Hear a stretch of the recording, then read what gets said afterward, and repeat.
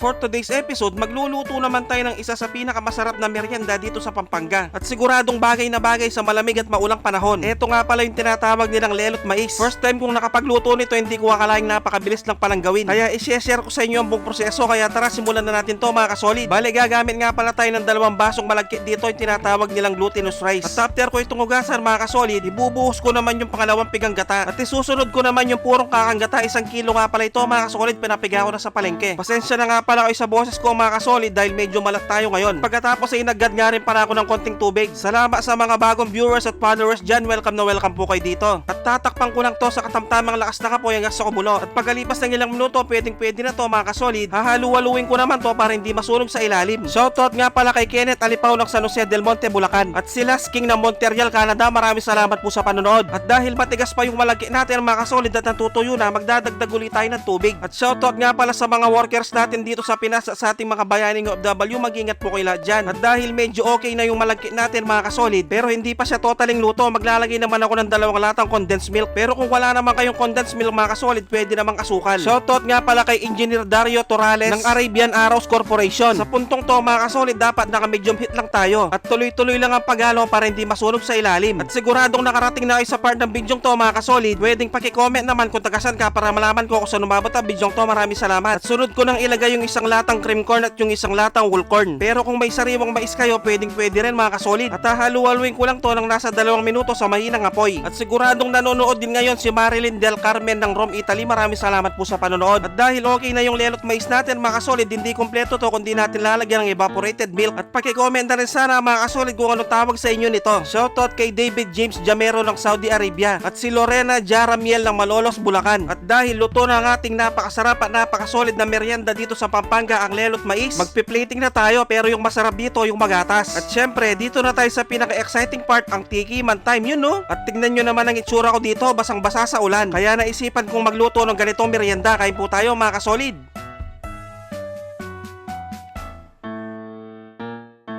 Sus Mariosep, kanya mana po. Grabe mga kasolid, napakasarap, napakalinamnam. At sobrang napakadali lang lutuin nito na siguradong magagaya nyo. At pag ganito talagang kinakain ko mga kasolid, hindi ko talaga mapigilang sumubo. At siguradong nanonood din ngayon si Christian Crispolon ng Rosario Pilar Capiz. At si Jefferson De Jesus ng Pangasinan. At syempre, bibigyan ko na kayo ng pangmalakasang perfect bite para dito. Yung bubuhusan mo pa ng gatas, grabe na to, kain po tayo.